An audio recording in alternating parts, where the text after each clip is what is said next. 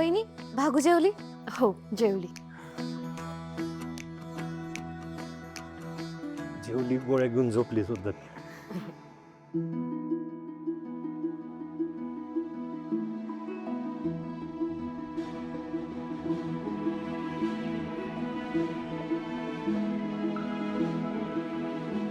वहिनी भागूला बरं वाटेल ना?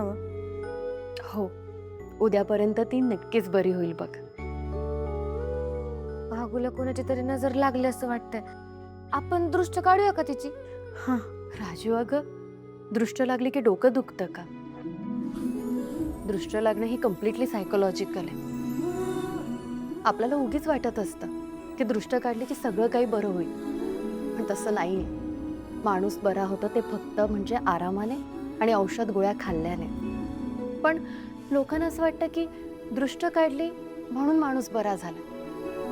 पण आता बघ, दृष्ट जरी नाही काढली तरी आपली भागू बरी होते की नाही ते. आम्हाला बी तेच पाहिजे. हा, आणि नाही वाटलं ना बरं तर आपण दृष्ट काढू तिची. हा बरं ठीक आहे, चालेल. चला आता तुम्ही दोघी पण झोपून घ्या, खूप उशीर झाला. Good night. Good night.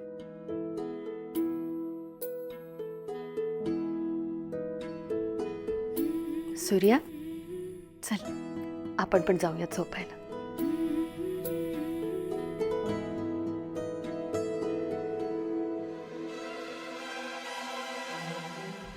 जोपर्यंत ही आणि हिचा भाऊ सगळ्या वर्गासमोर नाक घासून माझी माफी मागत नाहीत ना, तोपर्यंत मी व्हिडिओ डिलीट नाही करणार. आणि मी नाही घाबरत कोणाला, आणि हिच्या भावाला तर नाहीच नाही. भागू, सूर्या, काय करतोयस? नको उठवूस तिला, झोप येते ती. गेली काही दिवस बिचारीची खूप दगदग झाली, आणि त्यात पहिल्यांदा आपल्याला सोडून या गावाबाहेर ती इतक्या लांब गेली होती. दमली असेल म्हणून स्वप्न बघते. राहू दे, झोपू देत तिला. तुळजा, मी तुला असं नाही सोडून जाऊ शकत. तुला शांत झोप लागू दे, मगच मी इथनं जाईल.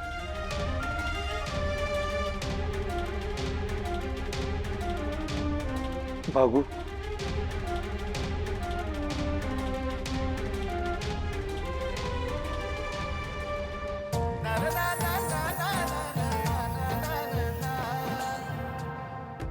सूर्या, ए सूर्या, सूर्या, आहेस का घरात? या या या, बसा या. आज काय काम काढलं?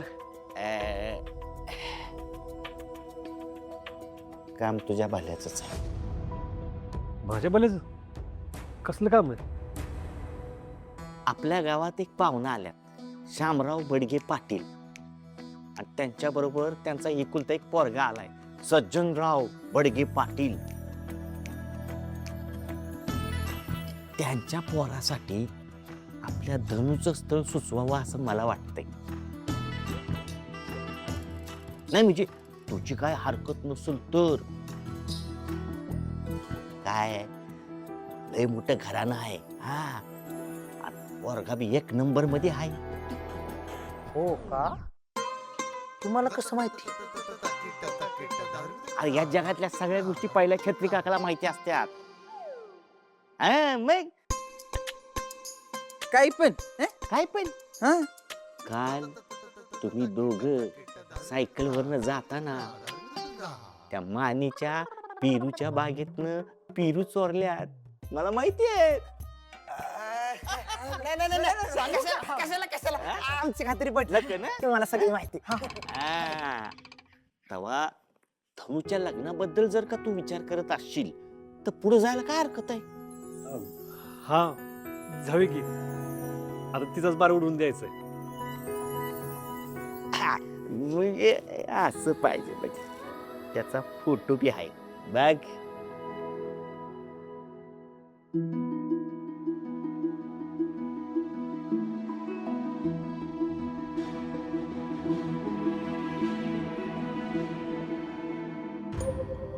मला हे सगळं दादाला सांगायलाच पाहिजे. ही गोष्ट मनातच राहिली तर टेन्शनने वेडी होईन मी. मला कोणाशी मनमोकळेपणानं बोलता नाही येणार, शाळेत जाता नाही येणार. हे सगळं थांबायला पाहिजे. दादा बहिणी नक्की समजून घेतील मला. आता दादाच त्या राजला अद्दल घडवेल. सगळं ठीक होईल. सगळं ठीक व्हायलाच पाहिजे.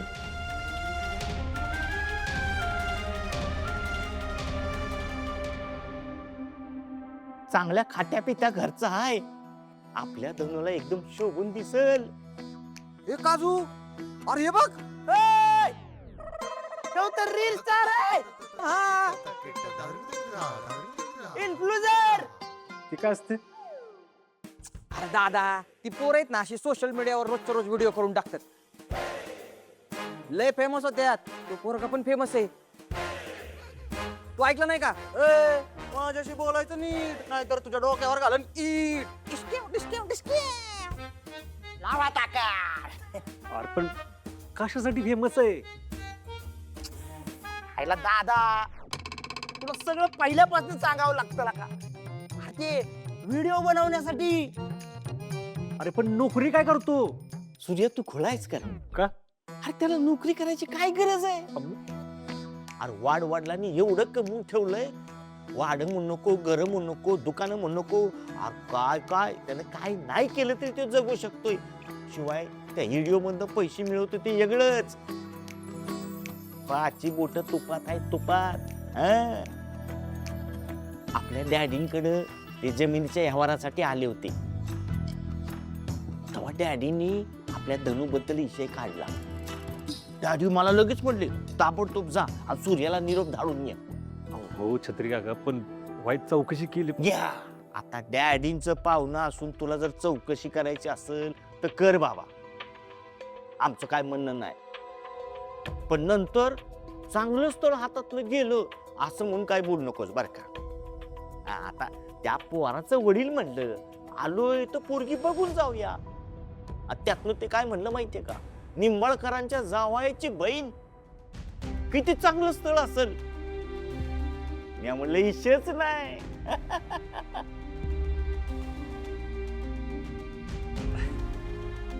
डॅडींनी बघितले म्हणल्यावर काय अडचणच नसणार आहे. मी लगेच लावतो डॅडींना फोन. लावलं माझा फोन. छत्री. पेरूचं सांगू नका कोणाला. चला अभिनंदन. झाला झाला झाला, जागेचा व्यवहार झाला. आता तुम्ही बी खुश आणि आम्ही बी खुश. द्या आमच्या जावई बापूंचा फोन द्यायला सत्य. बोला जावई बापू. डॅडी, ते छत्री काका आले होते, स्थळाबद्दल सांगत होते. हे काय आमच्या समोरच बसलेत पाहुणे. आम्ही त्यांना थांबवून ठेवलंय. मी काय म्हणतो, तुम्ही धनुला तयार करा ना, इकडे घेऊन या. हे बघा बघीचा कार्यक्रम पार पाडून टाकू बा. हा घ्या बोला पाहुण्यांशी बोला. हा बोला. हा बोला. अहो तुमच्याबद्दल लय ऐकून आहोत मी. तुमचे सासरे बुवा सकतच नाहीत तुमचं कौतुक करून. हा तो डॅडींचा मोठेपणा आहे. तुम्ही सांगा, तुम्हाला मुलगी कशी पाहिजे? हा तशा आमच्या लय अपेक्षा नाहीत बघा, पण आम्हाला आमच्या एकुलत्या एक मुलाकरता सोजवळ, सुशील आणि निष्कलंक मुलगी पाहिजे. नाही त्याचं काय आहे, आजकाल पोरी तोंडावर लय सोजवळ दिसतात, पण मागून निघतंच काय ते कोट. नाही तसं काय आपल्याला नकोय. अहो तुम्ही कसली काळजी करू नका. माझ्या सगळ्या बहिणी आहेत ना, सोजवळ संस्कारी आहेत. हा लहानपणी आमची आई पळून गेली. हा पण तिच्या पापाची सावली मी माझ्या बहिणीवर कधीच पडू दिली नाही. तुम्ही कुणाला पण विचारा, माझ्या बहिणींच्या चारित्र्यावर ना एवढासा कुठे दाग पण सापडणार नाही तुम्हाला. त्यांच्या चारित्र्याची मी खात्री देतो तुम्हाला. आम्ही येतो लगेच. आताच बघायचा कार्यक्रम उरकून टाकू. सूर्या लवकर ये बर का, पाहुणं खोळंबल्यात. मी पुढे जातो तयारीला. आता जे काय झालंय ते कसं सांगू दादाला? राजू, धनू, भाग्या, तुळजा, काय झालं? अरे छत्री काकांनी फोटो पाठवला तुझ्या मोबाईलवर. तुझा मोबाईल घेऊन ये जा. बरं आणते. कसला? होय होय जरा दम दे दम तुला कळेल. ती उघड. दादा हा कोणाचा फोटो आहे? डॅडीने तुझ्यासाठी स्थळ आणलंय. काय काय?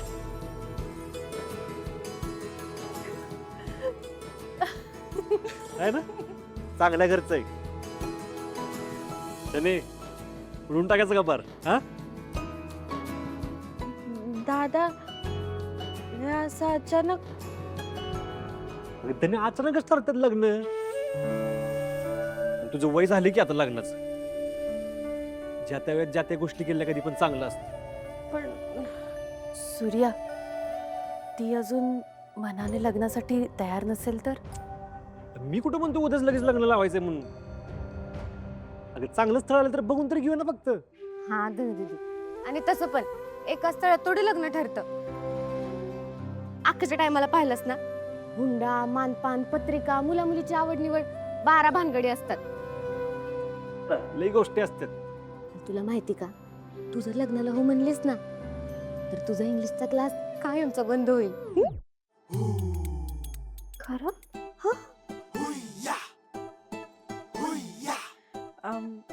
हा मग चालेल. दादा बघूया असतं. बघायचं. राजू जा साखर घेऊन ये, देवापाशी ठेव. आणते.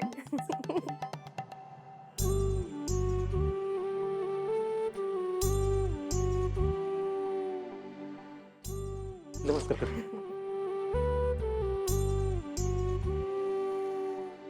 देवा सगळं नीट होऊ दे. धनुचं भलं होणार असेल ना तर हे लग्न जुळू दे. धनु दीदी,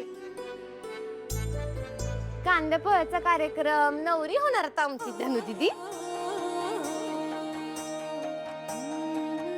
तुळजा एक काम कर, धनुसाठी आहे ना मस्त साडी घेऊन ये.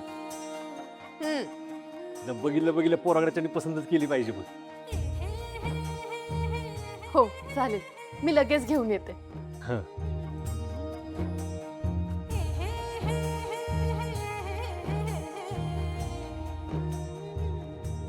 भागो, अगं काय झालं? अजून बरं वाटत नाहीये का? ताप आहे अजून? नाही. बरं ठीक आहे, तू एक काम कर, तू ना माझ्यासोबत चल. आपण धनु दीदीसाठी एक छानशी साडी घेऊन येऊ. चल आवरून घे. बाहेर पडलीस तर तेवढंच तुला बरं वाटेल. मी तुझी वाट बघते.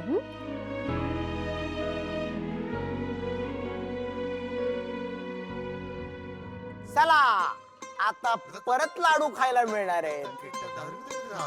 धनु, मी तर काय म्हणतो, परीक्षेच्या आधीच तुझ्या लग्नाचा बार उडवून देऊ. म्हणजे अभ्यासाची कटकटच नको. तू आणि तुझा नवरा मग जोडीनच करा अभ्यास. ए नाचणी मग कशी दादा. काजू पुढे जा, रिक्षा सांग जा. धनु दीदी आता मस्त पैकी तयार हो बर का. त्या लोकांनी तुला पहिल्या नजरेत पसंत केली पाहिजे. राजू, मी दादा समोर या स्थळाला हो म्हणले, पण आता मला काही कळत नाही मी काय करू. मला इतक्यात हे घर सोडून जायचं नाहीये ग. मला तुम्हाला इतक्यात सोडून जायचं नाही. मला लग्नच करायचं नाही.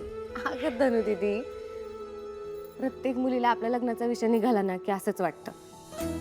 आपलं घर, आपली माणसं सोडून असं परक्याच्या घरी जायचं म्हणजे धाकधूक वाटते. पण तुला सांगू का, एकदा का लग्न करून सासरी गेलं की तिकडची माणसं सुद्धा आपल्याला जीवाभावाचीच वाटायला लागतात.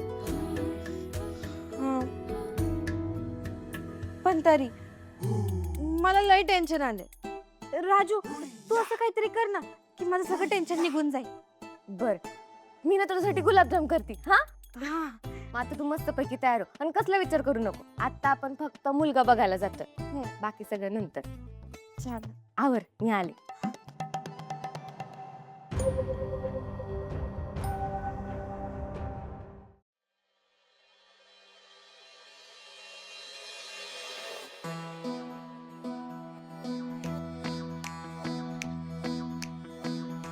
भागू हे दुकान चांगलं दिसतंय, इथे जाऊयात का? इथे चांगल्या चांगल्या साड्या मिळतील आपल्याला. चल.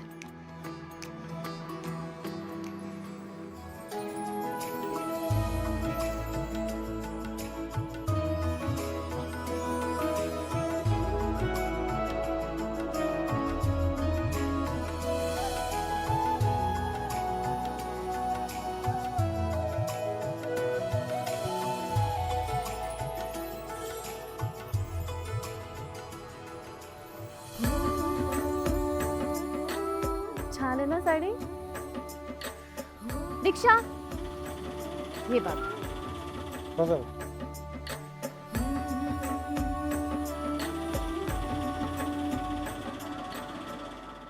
धने हे बघ, मी तुझ्या असले आयब्रो करते ना, तू हिरोईनच वाटशील. पप्पे मला नाही करायचं आयब्रोज आणि फायब्रोज. मला लग्नच करायचं नाहीये. का? अगं हे काय वय आहे का लग्न करायचं? हा? माझा त्या इंग्रजीचा अभ्यास पण अजून पूर्ण झाला नाहीये. म्हणजे तू इंग्लिश शिकून झाल्यावर लगीन करणार आहेस रे? हो. अगं धने असं असेल ना तर तुझं कवाच लगीन व्हायचं नाही. पप्पे अगं जरा बरं बोल की. आधीच्या लग्नाचा विचार करून मला नवरस व्हायला झालंय. नवरस? नर्वस म्हणायचं का तुला? तेच ते. धने यात नर्वस होण्यासारखं काय? तुमची वहिनी बघ लगीन झाल्यावर किती खुश आहे. आणि तेजू तिची तर 5 बोट तुपात आहेत. दागिने, साड्या, मोठं सासर एवढं सगळं मिळाले तिला. आणि आयुष्य जगायला अजून काय लागतं? इंग्लिश शिकून बी एवढं काही मिळत नाही. पप्पे लग्न झाल्यावर मुली खरंच एवढ्या खुश होतात का? मग एक काम कर ना. काय? तूच कर ना लग्न. अगं तसं पण तू माझ्यापेक्षा 6 महिन्यांनी मोठी आहेस ना. तुझंच लग्न आधी व्हायला पाहिजे. मी एक काम करते, मी दादाला जाऊन सांगते की तुला हे स्थळ जास्त पसंत आहे. नाही तर एक काम करते, डायरेक्ट मामाला जाऊन सांगते तू करणार लग्न. नाही गप्प बस, मला नाही लगीन करायचं. आणि इथं तुझ्या लग्नाचा विषय चाललाय ना, माझ्या लग्नावर कशाला घसरतीस? अगं गप्प बस, आवर पटकन, नाही तर तुझा दादा माझ्यावर जाळ काढायचा. चल.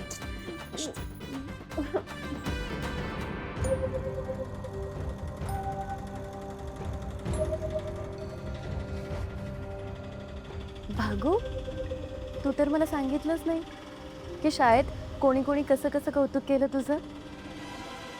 अगं स्पर्धेत पहिली आलीयस, बोर्डात पहिली आल्यासारखी काय वागतीयस? जा बस जागेवर जाऊन. काही नाही, सगळ्यांना छान वाटलं. शाळेला सत्कार केला ना? नाही. अच्छा बरं, करतील ते.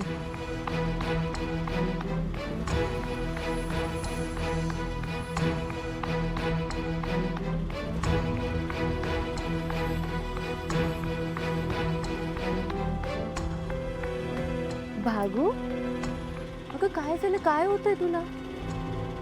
बरं वाटत नाहीये का? ताप तर नाहीये? तू कसलं टेन्शन घेतलंयस का? शाळेत कोण काही बोललं? कोणी त्रास देते तुला? नाही, थोडं कसं तरी होतं. काय करायची इच्छाच होत नाही. मूड स्विंग्स होत असते. काय नाही, बरं वाटेल थोड्या वेळाने तुला.